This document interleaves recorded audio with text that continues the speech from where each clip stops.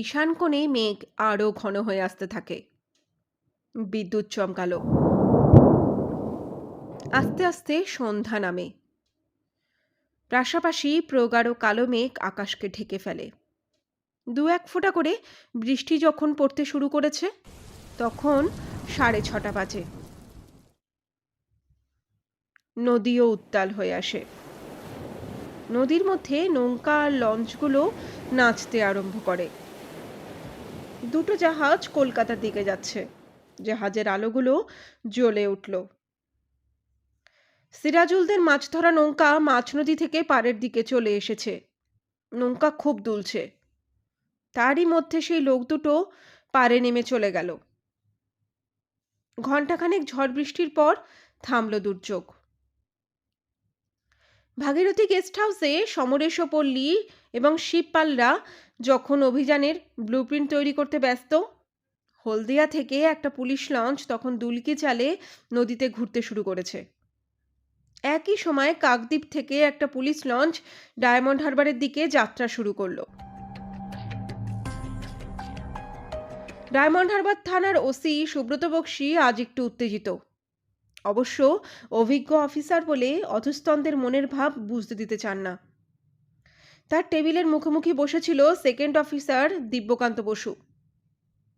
সুব্রতবাবু বললেন, বোস, আমাদের ওএসআই সরববাবুকে নিয়ে আপনি হলদিয়া পুলিশের সঙ্গে কন্ট্রাক্ট রাখবেন। 10টা নাগাদ লঞ্চ নিয়ে বেরিয়ে পড়বেন। প্রথম দিকে ঘাপটি মেরে থাকাই ভালো। আমি সরাসরি গোসাই বাড়িকে নজর রাখতে চাইছি। সমরেশবাবু আমার সঙ্গে থাকবেন। এএসআই সরব দত্ত ঘরে ঢুকলেন। তাকে দেখে ওসি বললেন, সরববাবু, আপনি তাহলে দিবাকান্তবাবুকে অ্যাসিস্ট করছেন।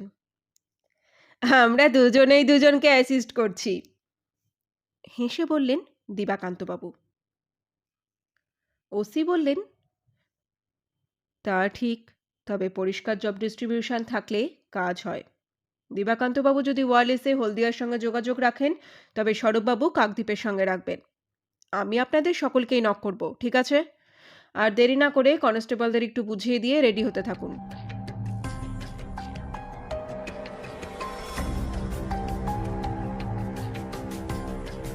রাত 8:20। চতুর্দিকে জল আর জল।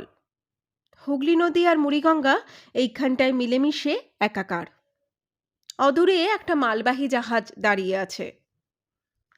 ঘোড়ামারা দ্বীপের এক ঘন অন্ধকার কোণ থেকে একটা ছাই রঙের স্পিডবোট বেরিয়ে এসে সেই মালবাহী জাহাজের দিকে ছুটল। বাতাসের কাঁপানো শোষ শব্দ আর জলের মধ্যেই ভেঙে পড়া ঢেউয়ের শব্দ ছাপিয়ে স্পিডবোটের কোনো শব্দ আর শোনা যাচ্ছিল না। স্পিডবোটকে কাগজের নৌকা বললেও বেশি বলা হয়।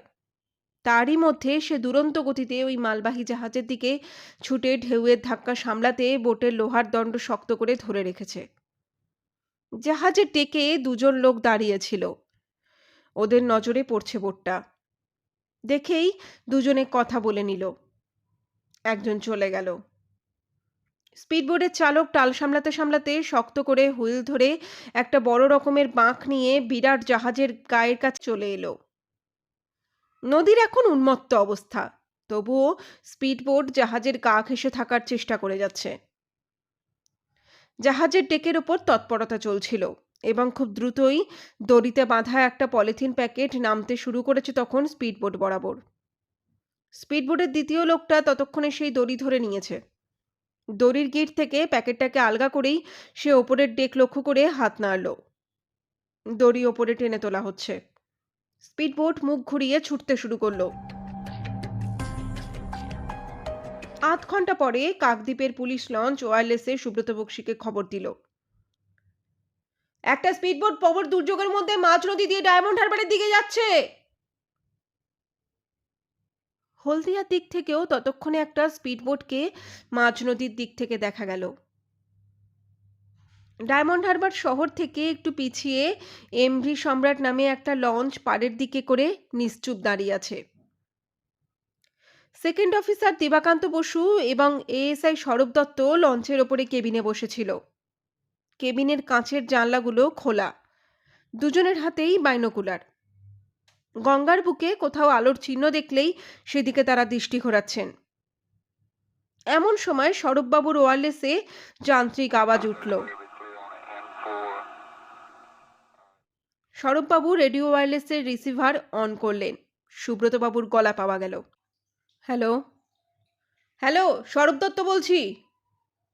হ্যাঁ, শোনো, এইমাত্র কাকদ্বীপ পুলিশ জানিয়েছে একটা ছাই রঙের স্পিডবোট ডায়মন্ড হারবারের দিকে আসছে। ওদিক নদীর অবস্থা সাংঘাতিক। ঠিক আছে, নজর রাখছি। তখনই দিবাকান্ত বসুর ওয়্যারলেসে বিপ বিপ শব্দ তোলা মাত্রই সুইচ অন করলেন তিনি। হ্যালো, হলদিয়া পুলিশের লঞ্চ থেকে বলছি। এদিক থেকে একটা স্পিডবোট মাঝ নদীর দিক দিয়ে যাচ্ছে। আমরা পাড় ঘেঁষে দাঁড়িয়ে আছি। বোটটা বোধহয় ইঞ্জিন বন্ধ করে দিয়েছে। হ্যাঁ, দেখতে পাচ্ছি, বৈঠা পাইছে দুজন। ডান দিকে বাঁক নিচ্ছে, নজর রাখুন। আমরা কাছে যাচ্ছি না। Okay, thank you. Dibakanta Basu ওয়্যারলেসের সুইচ অফ করলেন।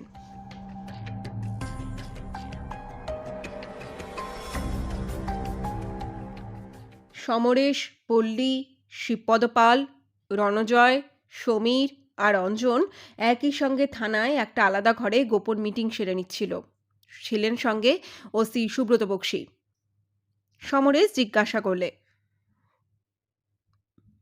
সুব্রতবাবু, পরিতোষ গোস্বামীর বাড়ির ওপর নজর রেখে কিছু বোঝা গেল? এদিক থেকে সমস্ত দরজা জানলা বন্ধ, তবে নদীর দিকে কিছুক্ষণের জন্য খোলা দেখা গেছে। আর তেমন কিছু বোঝা যায়নি?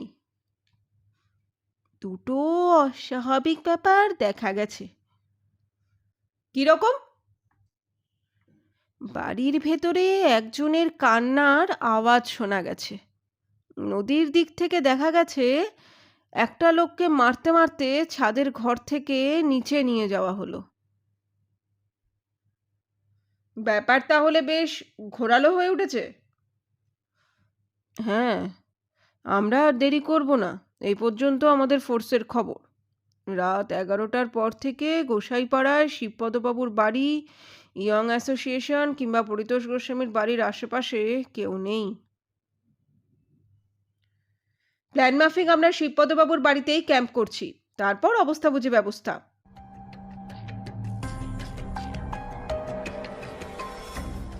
দক্ষিণ কলকাতার বহুতলের 8তলায় থমাস টেলিফোনের কাছে বসে আছে চুপচাপ। টেবিলে মদের বোতল আর গ্লাস। লোকটা উঠে একবার ব্যালকনিতে গেল, ফের ঘরে ঢুকে পায়চারি করতে লাগলো। মদ খেয়ে তার চোখ দুটো টকটকে লাল। টেলিফোন বাজল। থমাস ছুটে গিয়ে রিসিভার তুলল। হ্যালো, জন বলছি। বলো, কাজে গেছে? হ্যাঁ, মাল রওনা হয়েছে। এদিকে মুরগিটা বেগরবাই করছে বড্ড বেশি। আজকের কাজটা হোক, তারপর দেখা যাবে। ছেড়ে দিচ্ছি। আকাশ এখন আর ততটা কালো নয়। এদিকে মেঘও কেটে গেছে।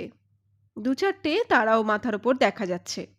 সাদা রঙের স্পিডবোটটা মাঝগঙ্গায় ঘুরছিল একা একা। বোটের আরোহীর লক্ষ্য পাড়ের সাদা বাড়ির আশপাশ। নারকেল গাছ দুটো ঝোড়ো বাতাসের তাণ্ডবেই দুলছে। সাদা বাড়ির ছাদের ঘরের জানলা খুলল।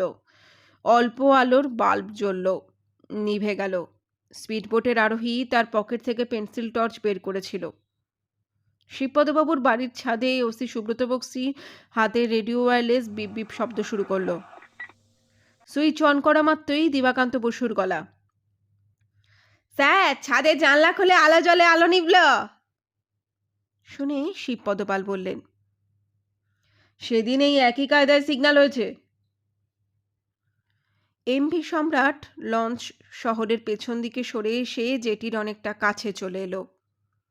কেবিনের ভেতর থেকেই এএসআই সৌরভ দত্ত বাইনোকুলার দিয়ে মাঝগঙ্গাটা দেখছিলেন। বেশ খানিকক্ষণ পরে তিনি দিবাকান্ত বসুকে হাত দিয়ে ইশারা করে ডেকে বললেন, এই যে দেখুন, সম্ভবত এই বোটটাই হবে। দিবাকান্তবাবু বাইনোকুলার চোখে লাগিয়ে সেদিকে তাকালেন। বললেন, ঠিক আছে, ওটাকে নজরের আড়াল করা যাবে না। ছাই রঙের স্পিডবোট তীব্র গতিতে ছুটছে। বাঁদিকে হলদিয়া বন্দরের টাওয়ার, কারখানাগুলোর চিমনি আর শহরের আলোকমালা দেখা যাচ্ছিল। নদী এখন শান্ত। বোট ছুটছে। বোটের সামনে একটাই সার্চ লাইট, সরু কিন্তু তীক্ষ্ণ। ডান দিকের পাড় ঘেঁষে চলতে থাকা কাকদ্বীপ পুলিশের লঞ্চ থেকে লক্ষ্য রাখা হচ্ছিল সেই সরু সার্চ লাইটটিকে। লঞ্চ সম্পূর্ণ অন্ধকার। রাত্রি 1:20। শহরের গোসাইপাড়ার শিবপদপালের বাড়িতে সবাই ঘুমোচ্ছে, কিন্তু এখানে চলছিল আর এক অভিযানের প্রস্তুতি। সমরেশ, পল্লী এবং শিবপাল সহ ডায়মন্ড হারবারের ইয়ং অ্যাসোসিয়েশনের 4 সদস্যকে নিয়ে আসন্ন অপারেশনের ছক কষছিল। সমরেশই কথা বলছিল। ওসি সাহেব নদীর দিকের খিড়কির দরজা এবং বাইরের দিকটা দেখবেন। আমরা পরিস্থিতি বুঝে বাড়ির ভেতরে ঢুকবো। বাড়ির ভেতরের পুরোর ব্যাপারটা আমরা দেখব। কিন্তু বাড়িতে ঢুকবো কি করে? রণজয়ের জিজ্ঞাসা। সেটা ওখানে গিয়ে ঠিক করব, পল্লী বলল। ওসি সুব্রত বক্সী 5 জন কনস্টেবল নিয়ে ততক্ষণে রাস্তায় নেমে পড়েছেন। সমরেশ বললে, আমরা আরও খানিকক্ষণ এখানেই অপেক্ষা করব। শত্রুপক্ষ জানেই না ওদের প্রতিপক্ষকে, এবং এও জানে না আমরা কিভাবে এগোচ্ছি। পল্লী বলল, তবে সমরেশ দা, একটা কথা মনে রাখা দরকার, ওদের কাজের বিষয়ে আমরা কিছু জানি না এখনো। ওরা কতদূর, কতটা বা কীরকম ভয়ঙ্কর তাও আমাদের জানা নেই। ফলত ওরা বাধা পেলে বা অ্যাটাকড হলে কতটা পাল্টা প্রতিরোধ করবে তা আমরা বুঝতে পারছি না। সমরেশ বলল, হ্যাঁ, এটাই বাস্তব। তাই সম্ভাব্য প্রতি আক্রমণ ঠেকাতে আমরা কোনো ছিদ্র রাখতে চাইছি না। যেই সেই বিষয়গুলি আমাদের নজরে পড়বে সবগুলিকেই আমরা লক্ষ্যবস্তু করে রেখেছি।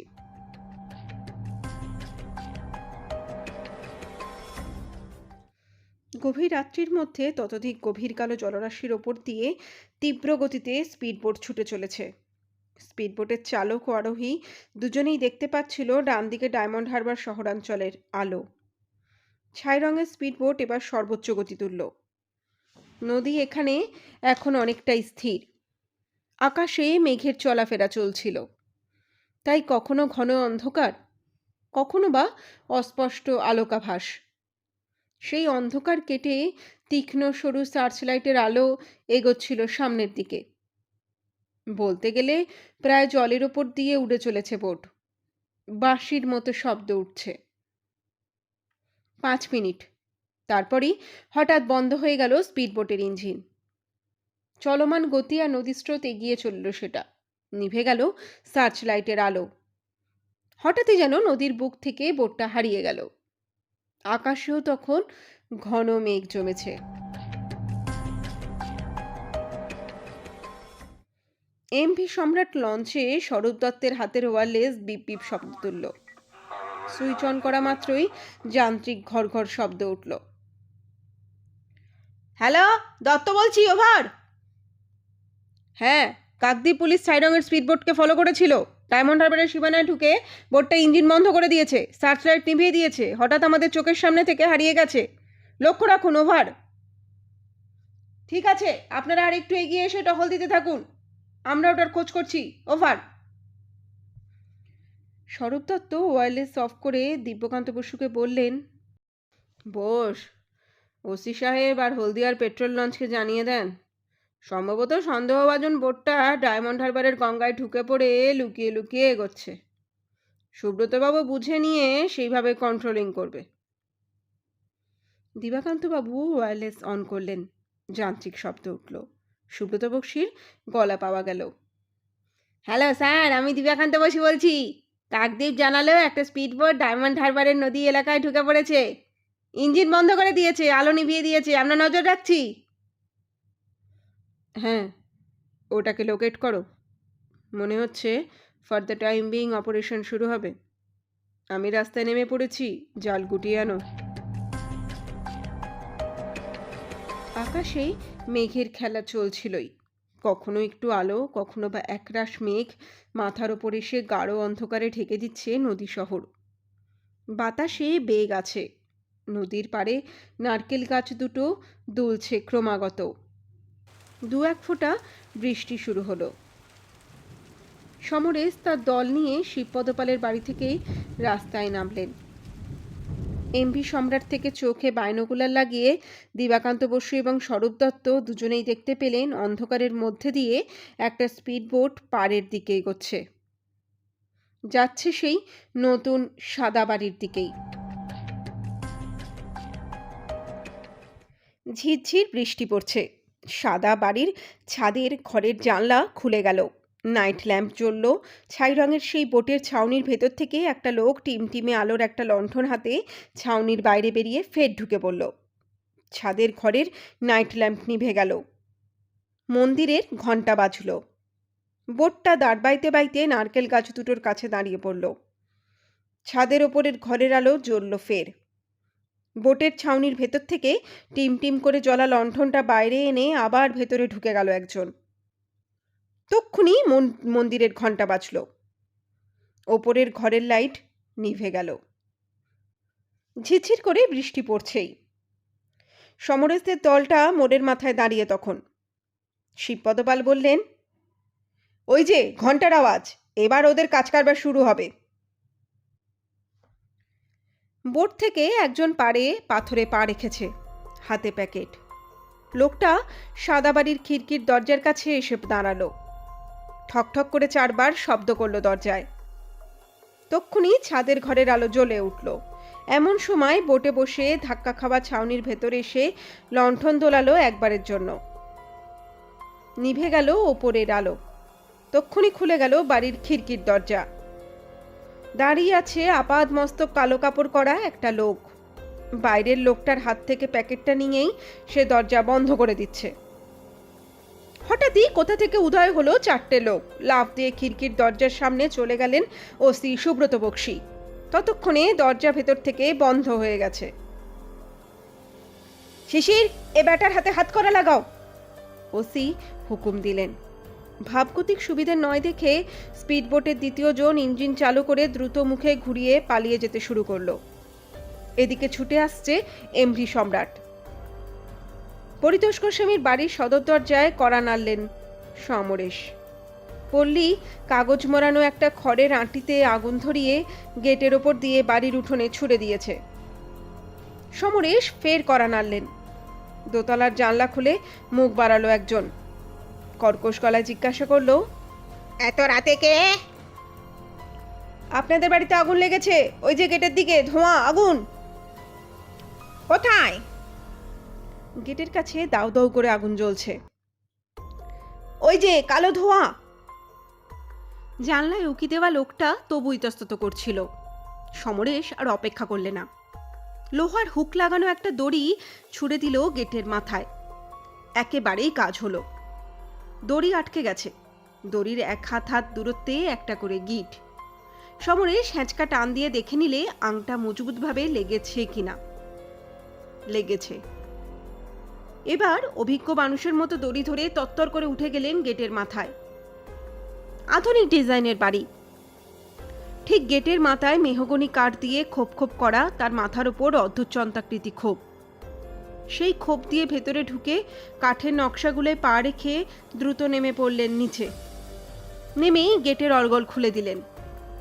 গেট দিয়ে বাড়ির ভেতরে ঢুকে পড়ল শিবপদবাবু, অঞ্জন, রণজয় আর সমীর। তীক্ষ্ণ অনুসন্ধানী চোখ সমরেশের।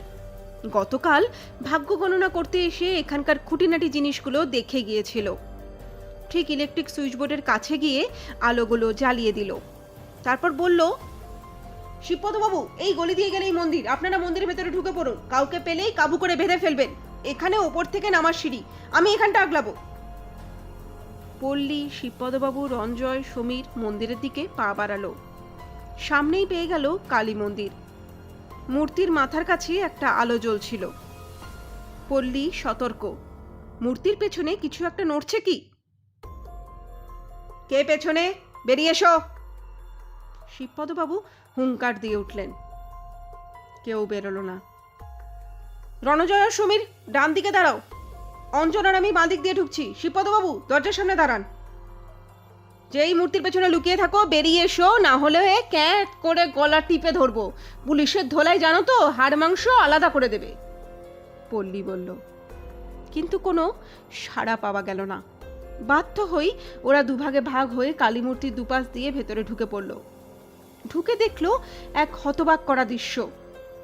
পল্লী চেঁচিয়ে ডাকলো, শিবপদবাবু এদিকে আসুন। দোতলার লোকটা পা টিপে টিপে সিঁড়ি দিয়ে নামছিল। সিঁড়িতে আলো ছিল না। সমরেশ নিশ্চুপে দাঁড়িয়েছিলেন আড়ালে। ওপরের লোকটা বোঝার চেষ্টা করছে কেউ এখানে আছে কিনা। লোকটার হাতে একটা ভোঁজালি, চোখ দুটো টকটকে লাল। সতর্কতার পাশাপাশি তার চোখে সাংঘাতিক হিংস্রতার ছায়া। সবকিছু চুপচাপ, মনে হচ্ছে পৃথিবীটা বুঝি থেমে গেছে। সমরেশ পকেট থেকে তার কোল্ট রিভলভারটা বের করে ডান হাতের তর্জনী ট্রিগারে ঠেকিয়ে হিংস্র চিতার মতো ওত পেতে দাঁড়িয়েছিল। লোকটা সিঁড়ি থেকে মেঝেতে পা দিয়েছে কি দেয়নি, black belt karate master Samaresh ঝাঁপিয়ে পড়লেন। ডান দিকের গোড়ালি উঠে এলো লোকটার কপালে। হাত থেকে ভোজালিটা ঠনঠনাত শব্দে ছিটকে পড়ল মেঝেতে। দমাস করে পড়ে গেল লোকটা। সমরেশ তৎক্ষণাৎ লোকটার ডান পাটা তার ডান হাত পায়ের মধ্যে নিয়ে চেপে ধরে বাঁ পাটা দুহাতে ধরে মোচড়াতে লাগলেন। লোকটা প্রচণ্ড যন্ত্রণায় চিৎকার করে উঠল। সমরেশ ছাড়ল না। যন্ত্রণার শেষ সীমায় গিয়ে আর্ত চিৎকার করে লোকটা যখন অজ্ঞান হয়ে নেতিয়ে পড়ল, তখন ছেড়ে দিল সমরেশ। পল্লীর চিৎকার শুনে ফের ছুটে এসেছিল এখানে। কি হলো? এ বেটাকে উপঘাত করেছি। মন্দিরে কিছু পাসনি তোরা? ওখানে তো সাংঘাতিক অবস্থা। কি হয়েছে? চলো দেখতে চলো।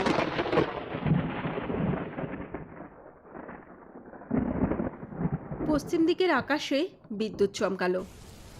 দূর থেকে ভেসে এলো বাজ পড়ার শব্দ। ঝিরঝির করে বৃষ্টি তো পড়ছেই। ছাই রঙের স্পিডবোট পাগলের মতো ছুটছে। তার পেছনে তাড়া করেছে ডায়মন্ড হারবার পুলিশের লঞ্চ এমভি সম্রাট। কিন্তু স্পিডবোট তো প্রায় উড়ে যাচ্ছে। লঞ্চ সেই গতি আনবে কি করে?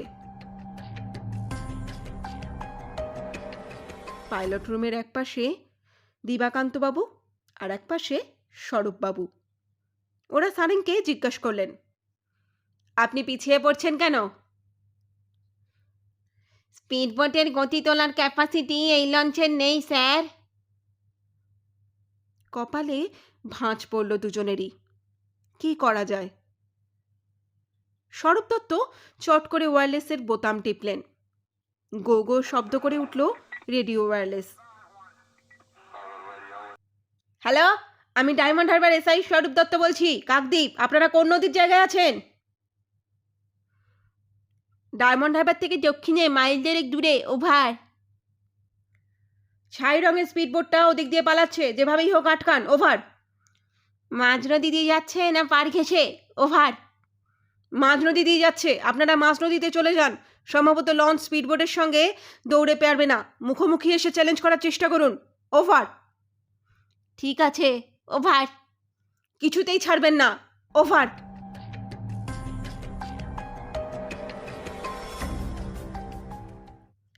ওসি সুব্রত বক্সী সাদা বাড়ির 3 দিক ঘিরে ফেলেছেন। চিলেকোঠার ঘরে যে লোকটা আলোর সুইচ অফ অন করে সিগন্যাল করছিল, সে দেখল বোটের চালক একাই মুখ ঘুরিয়ে বোট নিয়ে পালাচ্ছে। পরক্ষণেই দেখল একটা লঞ্চ কোর্ট থেকে এসে বোটের পিছু নিয়েছে। সে বুঝল সমূহ সর্বনাশ, পুলিশ লেগে গেছে পেছনে। সে আর নিচের দিকে তাকালো না। গেটের কাছে চিৎকার চেঁচামেচির আওয়াজ পেল। সে টেবিলের ড্রয়ার খুলে একটা দেশি পিস্তল নিয়ে প্যান্টের পকেটে রাখল। চিলেকোঠার ঘর থেকে বেরিয়ে তালা লাগিয়ে দ্রুত সিঁড়ি বেয়ে নামতে গিয়েই দেখে কালো কাপড় পরা লোকটা ওপরে উঠছে। কি হলো জন? মনে হচ্ছে পুলিশ গাড়ি ফিরে ফেলেছে। প্রথমবার সব ঠিকই ছিল, দ্বিতীয়বার আর খিড়কিতে সিগন্যাল হয়নি। আমি খানিকক্ষণ দাঁড়ালাম, বাইরে অনেক লোকের গলা পাচ্ছি। বাড়ির ভেতর মন্দিরের সামনেও অনেক কথাবার্তা শুনলাম। আমি দোতলার সিঁড়ির কলাপসেবল তালা লাগিয়ে দিয়েছি। বিশা কোথায়? ও তো সদরের দিকে। তাহলে ও তো আটকে যাবে। কি করব? ওকে বাঁচাতে গেলে আমরা মরব। এখন কি হবে?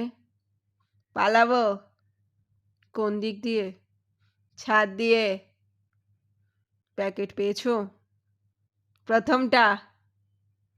চলো ছাদে। দুজন ছাদে উঠে এলো ফের। ছাদের রেলিং থেকে সামান্য উঁকি দিয়ে নিচে তাকালো। গোটা 15 পুলিশ বাড়ি ঘিরে দাঁড়িয়ে। নদীর লাগোয়া নারকেল গাছ দুটোর কাছে একজন পুলিশ অফিসার হাতে রিভলভার নিয়ে দাঁড়িয়ে নদীর দিকে দেখছে। হঠাৎ মাথা তুলেই ওসি সুব্রত বক্সী দুজনকে দেখতে পেলেন। সঙ্গে সঙ্গেই রিভলভার তাক করে গুলি চালালেন। গুলির শব্দে নিস্তব্ধ চরাচর কেঁপে কেঁপে উঠল। সুব্রত বক্সী হুঙ্কার ছাড়লেন, ওপরে যারা আছো সোজা নিচে নেমে এসো, না হলে গুলি করে মাথার ঘিলু বের করে দেব। বাড়ি ঘিরে ফেলেছি আমরা, কেউ পালাতে পারবে না। ওরা রেলিং থেকে সরে এসেছে। ছাদে বারুদের গন্ধ। জন বলল, গুড্ডু, কি করব? লোকটা পকেটের দিশি পিস্তলে হাত নিল। জন তাড়াতাড়ি করে বলল, একদম গুলি টুলি চালাবে না, পাবলিকের ঝামেলায় পড়ে যাবে। তাহলে? জন ওর কালো পোশাকটা খুলে ফেলল। ভেতরে পড়া আছে টাইট জিন্স আর গেঞ্জি। এগিয়ে গেল এই বাড়ির খুব কাছাকাছি পাশের বাড়ির দিকটাতে। এ বাড়ির ছাদ থেকে ও বাড়ির ছাদের দূরত্ব 2-2.5 হাত হবে। জন বলল, একটুও দেরি নয়, লাফ দাও। সুব্রত বক্সী দুজন কনস্টেবল নিয়ে ততক্ষণে বাড়ির ভেতর ঢুকে সিঁড়ি দিয়ে দোতলার মুখে এসে থমকে গেলেন। দোতলায় ঢুকতে কলেপসিবেলে তালা। তালায় রিভলভার ঠেকিয়ে গুলি করলেন। সারা বাড়ি কেঁপে উঠল গম গম শব্দে। সমরেশটা ছুটে এলেন দোতলায়। কি হলো? তালাটা ওড়াতে হলো। সবাই মিলে ছাদের দিকে ছুটলেন। ছাদে এসে দেখেন সব ভোঁভা। একটা কালো রঙের আলখাল্লা ছাদে গড়াগড়ি খাচ্ছে। সমরেশ চারদিকে নজর করছিল। পাশের বাড়ির ছাদের দূরত্ব দেখে চিন্তিত হলো। বললে, সুব্রতবাবু, মনে হয় ওই বাড়ির ছাদ দিয়ে ভেগেছে, ওই বাড়িও ঘিরে ফেলতে হবে। সুব্রতবাবু ছাদের রেলিংয়ের দিকে ঝুঁকে নিচের কনস্টেবলদের নির্দেশ দিলেন, ডান পাশের বাড়ির মেন গেটে পাহারা দাও, ও বাড়িটাও খেয়াল রাখো। ততক্ষণে এই বাড়ি থেকে ও বাড়ির ছাদে লাফ দিয়েছে সমরেশ। ছাদের সিঁড়ির ঘর মুখে এসে দাঁড়ালো সমরেশ। কান পাতলে নিচের দিকে, কোনো শব্দ নেই। পকেট থেকে কোল্ট রিভলভারটা ডান হাতে নিয়ে উঁচিয়ে এগোলেন সিঁড়ি ধরে। দোতলায় পা রেখে নামলেন। দ্রুত চিন্তা করলে লোক দুটো যত শিগগিরই সম্ভব পালাবার চেষ্টা করবে, চারপাশের লোকজন হইহট্টগোলে জেগে যাওয়ার আগেই। বাড়িতে কি কেউ নেই নাকি? পাশের বাড়ির এত চেঁচামেচি, গোলাগুলির শব্দর পরেও সব নিশ্চুপ কেন? সমরেশ ধন্দে পড়লে, নাকি একতলায় নেমে গেছে? তবুও তিনি দুটো দরজা বন্ধ করে সামনে দাঁড়িয়ে আস্তে করে বললেন, ঘরের ভেতরে কেউ যদি থাকেন তো দরজা খুলতে পারেন, ভয়ের কিছু নেই, আমরা পুলিশের লোক। দুটো ক্রিমিনাল এই বাড়িতে ঢুকেছে। কিছুক্ষণ চুপচাপ। নিচে ফিসফাস গলায় আওয়াজ পাওয়া যাচ্ছে। সমরেশ সতর্ক, হাতের রিভলভার সামনে ওচানো। সিঁড়ির মুখ থেকে সরে গিয়ে সমরেশ আড়ালে দেওয়াল ঘেঁষে দাঁড়ালো। সমরেশের ঠিক পাশের দরজার ওপরে খসখস শব্দ। সমরেশ ফের বললে, বাড়ির লোকজন থাকলে দরজা খুলুন, কোনো ভয় নেই। খট করে দরজার ছিটকিনি খোলার শব্দ। নিচেও ফিসফিস কথার শব্দ। সমরেশের প্রতিটি ইন্দ্রিয় সজাগ। দরজা সামান্য ফাঁক হলো। ভেতর থেকে কেউ সমরেশকে দেখছে। সমরেশ বললে, আমি সমরেশ, প্রাইভেট ডিটেকটিভ। দুটো ক্রিমিনাল সম্ভবত ছাদ দিয়ে এই বাড়িতে ঢুকেছে। আমি ওদের তাড়া করে ছাদ দিয়েই এই বাড়িতে ঢুকেছি। দরজা খুলে গেল। ২০-২৫ বছরের এক যুবক দাঁড়িয়ে। সমরেশ ফের বললে, থানার ওসি আর পুলিশ বাড়ির বাইরে আছে।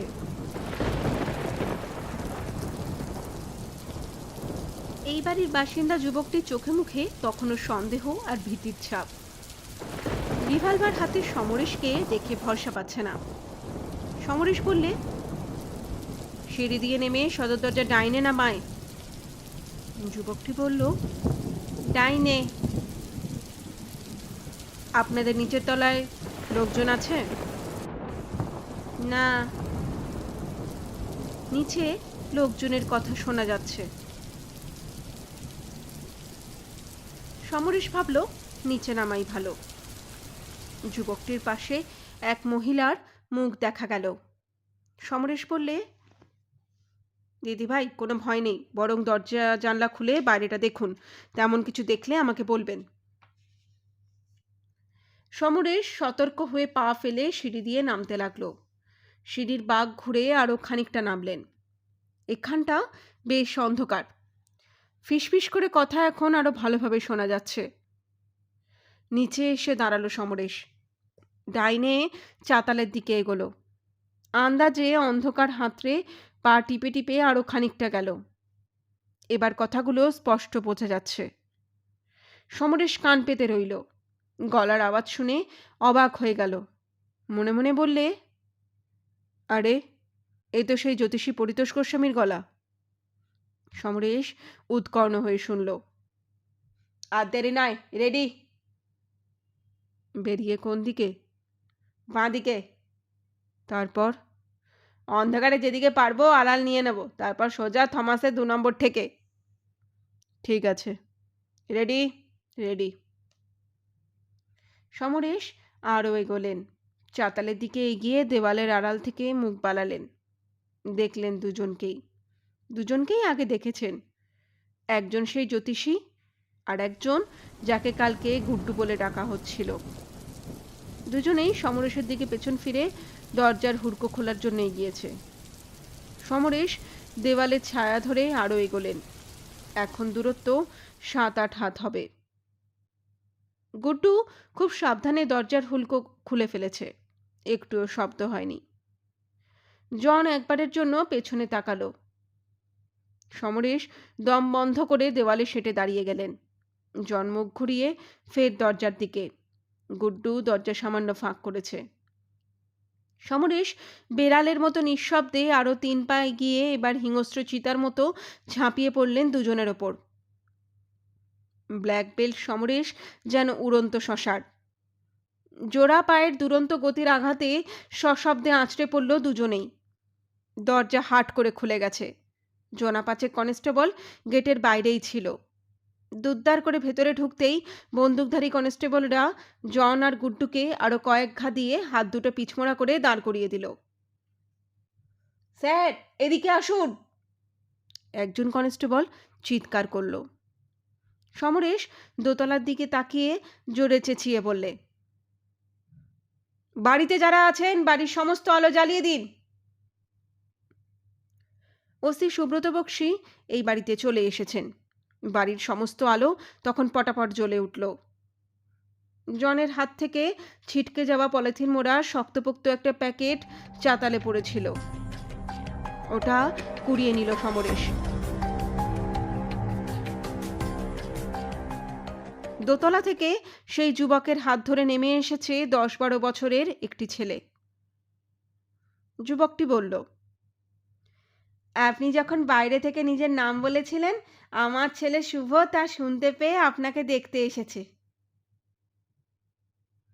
সমরেশ এগিয়ে গিয়ে ছেলেটির গাল টিপে দিয়ে বললে, তুমিও কি সমরেশ আর পল্লীর মতো গোয়েন্দা কাহিনী পড়ো? হ্যাঁ, কিন্তু কাকু, তোমার অ্যাসিস্ট্যান্ট পল্লী কোথায়? আছে আছে, আগে এই গুন্ডা দুটোর ব্যবস্থা করি, তারপর তোমার সঙ্গে আমরা দুজনেই দেখা করে যাব। এদিকে শিবপদ পাল রণজয়দের নিয়ে এই বাড়িতে ছুটে এসেছেন। জন আর গুড্ডুর হাতে হাতকড়া লাগিয়ে দেওয়া হয়েছে। শিবপদ পাল বললেন, শিগগিরই ও বাড়িতে চলুন। এতদিন যা ভেবেছি ব্যাপারটা মোটেও তা নয়, এ তো সাংঘাতিক ব্যাপার।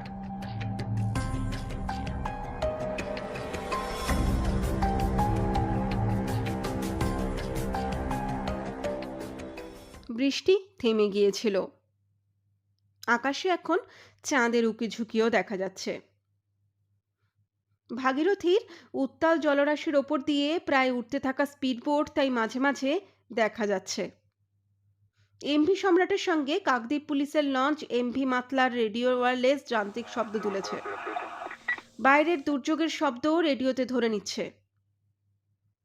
হ্যালো, স্পিডবোটটা দেখা যাচ্ছে, ওভার। মনে হয় লোকেট করতে পেরেছি ওটা, ওভার। হ্যাঁ, আমরা পেছনে আসছি, চ্যালেঞ্জ করবেন, না থামলে গুলি করবেন। এমভি মাতলা মাঝ নদীতে উদাসীনভাবে দাঁড়িয়ে। দেখলে কিছুই বোঝা যাবে না, কিন্তু লঞ্চের ওপরের কেবিন থেকে নদীর ওপর সতর্ক দৃষ্টি রাখছে দুজন।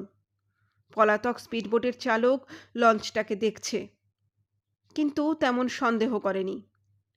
কিন্তু প্রায় 200 হাতের মধ্যে দূরত্বে আসা মাত্র লঞ্চ আরও একটু এগিয়ে স্পিডবোটের মুখোমুখি দাঁড়াতে চাইল।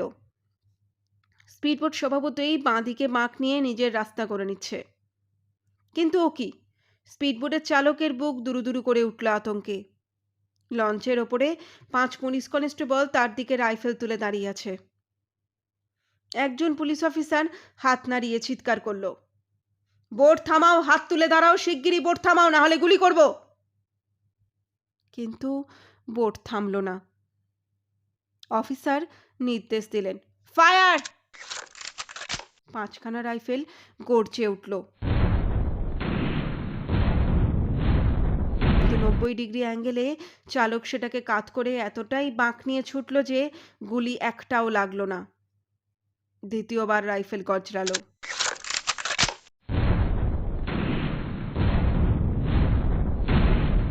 তৃতীয়বার অন্তত 3টি রাইফেলের 3 রাউন্ড গুলি স্পিডবোটের গায়ে আছড়ে পড়ল। বোট ফুটো হয়ে গেল, শুধু তাই নয়, গুলির ধাক্কায় গতিশীল বোটটা মুহূর্তে উল্টে গেল। এমভি মাতলা ছুটল সেই দিকে। লোকটা হাবুডুবু খাচ্ছিল। ওকে তোলা হলো নদী থেকে। তার 10 মিনিট পরেই এসে গেল এমভি সম্রাট।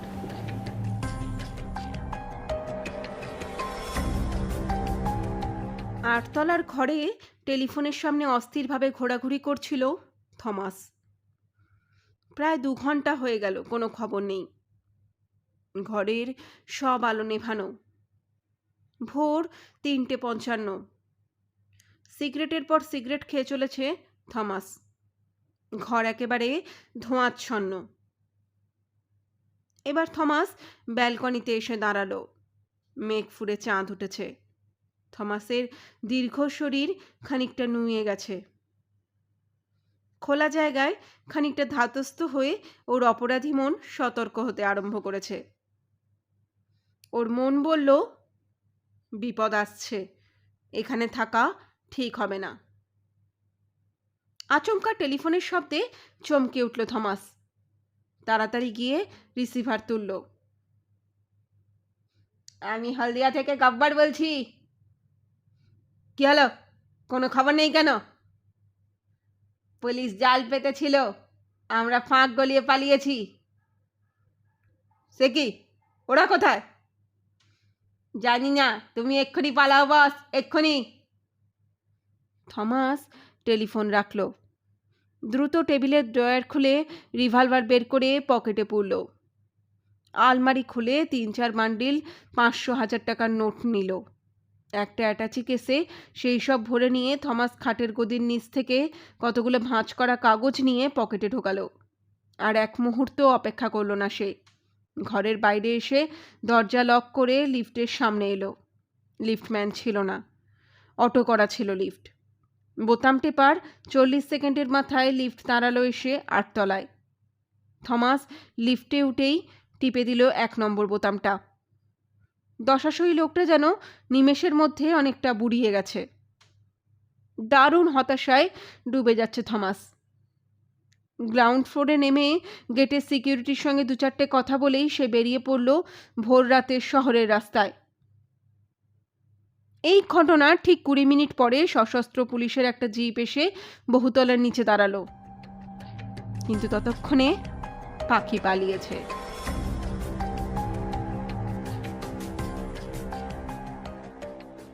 জ্যোতিষী পরিতোষ গোস্বামীর বাড়ির ভেতরের কালী মন্দিরের চাতালের সামনে 5-6টা চেয়ার এনে রাখা হয়েছে। বসে আছে সমরেশ, সুব্রত, শিবপদ পাল এবং পল্লী। এছাড়াও একটা চেয়ারে গোঁফদাড়িওয়ালা খুব অসুস্থ একজন মানুষকে বসে থাকতে দেখা গেল। সুব্রতবাবু রেডিও ওয়্যারলেস সিগন্যাল দিল, সুইচ অন করলেন তিনি। হ্যালো, হলদিয়া পুলিশ বলছি, আমাদের এদিক থেকে যে স্পিডবোটটা সন্দেহ করেছিলাম ওটা নজরের বাইরে চলে গেছে, আপনারা ওদিকটা দেখবেন, ওভার। সুব্রতবাবু ফের ওয়্যারলেস অন করে দিবাকান্ত বসুকে ধরলেন। হ্যালো, বোস। হ্যাঁ স্যার। হলদিয়ার দিক থেকে আসা লঞ্চটা খেয়াল রাখা হয়েছে? না, আমরা এপার থেকে ওই স্পিডবোটটাকে তাড়া করে নিয়ে গিয়েছি। হলদিয়া জানালো ওই বোটটা পালিয়েছে, ওভার। তাহলে কলকাতায় নিশ্চয়ই ওরা খবর পাঠিয়ে দিয়েছে, ওভার। আমরা টাইম টু টাইম লালবাজারকে সমস্ত ইনফর্ম করছি, ওভার। ঠিক আছে স্যার, ডাগিটাকে নিয়ে আমরা এক্ষুনি আসছি, প্রায় পৌঁছে গেছি, ওভার। রণজয়, অঞ্জন, সমীর এরা সবাই দাঁড়িয়েছিল। পল্লী দাড়িওয়ালার দিকে তর্জনী তুলে সুব্রতবাবুকে জিজ্ঞাসা করল, এনাকে চেনেন নাকি সুব্রতবাবু? না তো। শিবপদবাবু পর্যন্ত চিনতে পারেননি, কিন্তু শিবপদবাবু এনাকে অনেক দিনই দেখেছেন। সুব্রত বক্সির জিজ্ঞাসা চোখের দিকে তাকিয়ে পল্লী বলল, আপনার সোর্স যখন বলল গোসাই বাড়ির ভেতরে কান্নার আওয়াজ শুনেছে অথবা ছাদ থেকে মারতে মারতে একজনকে নিচে নিয়ে যাওয়া হচ্ছে, তখনই আমি আর সমরেশদা সমস্ত ব্যাপারটা নিয়ে নতুন করে ভাবতে শুরু করি। তখনই আমাদের মাথায় আসে শিবপদবাবু যা বলেছেন সবটা তেমন নয়। কী রকম? সেই ভাবনা থেকেই সমরেশদা ভাগ্য গণনার অছিলায় পরিতোষ গোস্বামীর কাছে যান। গোয়েন্দার চোখ দিয়ে যতটা সম্ভব বুঝে আসেন। পরে আমরা শিবপদপালের কথার সঙ্গে মিলিয়ে দেখেছি, সমরেশকে যে পরিতোষ গোস্বামী হিসেবে পরিচয় দিয়েছে শিববাবুর বর্ণনার সঙ্গে তার মিল নেই। বেশ ঘোরালো ব্যাপার দেখছি। ঘোরালো ব্যাপার নয় একটু। এই যে আপনাদের সামনে সশরীরে উপস্থিত পরিতোষ গোস্বামী, খুবই অসুস্থ তিনি। তারই বাড়িতে তাকে আটকে রেখে একদল ধুরন্ধর চোরাচালানকারী জ্যোতিষী সেজে সোনার বিস্কুট আর মাদক পাচার করত। এই দেখুন সোনার বিস্কুট বলে সমরেশ একটা পলিথিন প্যাকেট উপুর করে দিল চাতালে। ঝকঝক করে উঠল 30টি সোনার বিস্কুট। আমি ছাদ টপকে তাড়া করে যে দুজনকে ধরেছি তার একজনের হাতে ছিল এই প্যাকেটটা। সম্ভবত স্পিডবোট থেকে আজই এটা ওদের হাতে এসেছিল। মাস 6 আগে এই স্মাগলার দলটা পরিতোষ গোস্বামীর বাড়ি ঢুকে তাকে জোর করে আটকে রেখেছিল। এই বাড়িটাকে নদী দিয়ে চোরাচালানের সেন্টার বানিয়ে তুলেছিল। এর মধ্যে একজন পরিতোষ গোস্বামী সেজে জ্যোতিষীর ভরং দেখাতো। সাংঘাতিক অসুস্থ পরিতোষবাবুকে হাত পা মুখ বাঁধা অবস্থায় কালী মূর্তির পেছনে একটা খোপ করে উদ্ধার করেছে শিবপদবাবু, সমীর, রণজয়, অঞ্জন আর পল্লী। এই কথা জানিয়ে সমরেশ বললে, পরিতোষবাবুকে নির্যাতন করে প্রায় অভুক্ত রেখে দিয়েছিল এই অমানুষগুলো। সুব্রতবাবু আগের চিকিৎসা ও শুশ্রূষার ব্যবস্থা করুন। পরিতোষ গোস্বামীর বাড়ির সামনে পুলিশের 2টো জিপ এসে দাঁড়িয়েছিল। এখন ভোর 5টা বাজতে 10 মিনিট। শিবপদ পাল, রণজয়, সমীর এবং অঞ্জন বাদে সবাই জিপে উঠল। জিপ ছাড়ার মুহূর্তে বাবার হাত ধরে পাশের বাড়ির সেই বালক হাজির। সে ছুটে এলো জিপের কাছে। কাকু কাকু, পল্লী দাদা কই? সমরেশ ফের জিপ থেকে পল্লীকে নিয়ে নামলেন। কি যেন তোমার নাম? শুভব্রত চট্টোপাধ্যায়। এই যে তোমার পল্লী দাদা, একবার হ্যান্ডশেক করে নাও। পল্লী শুভব্রতর সঙ্গে হ্যান্ডশেক করে জিজ্ঞাসা করলো, তুমি কোন ক্লাসে পড়ো? ক্লাস 2-তে, কিন্তু আমিও বড় হয়ে তোমার মতো গোয়েন্দা হব। এই কথায় সবাই হেসে উঠল। তারপর সবাইকে নিয়ে জিপ চলল থানার দিকে। আকাশও এখন বেশ ফর্সা হয়ে উঠেছে। বৃষ্টি আর ঝড় থেমে গেছে। কি বন্ধুরা, আজকের এই গল্পটা তোমাদের ঠিক কেমন লাগলো? ভালো লাগলো কি না তা কিন্তু কমেন্ট করে অবশ্যই জানিও।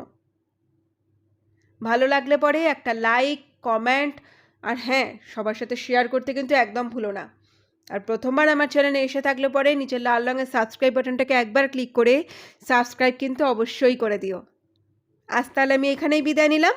তোমাদের সবার সাথে দেখা হবে, কথা হবে আগামী আর একটা পর্বে। টাটা, সবাই ভালো থেকো।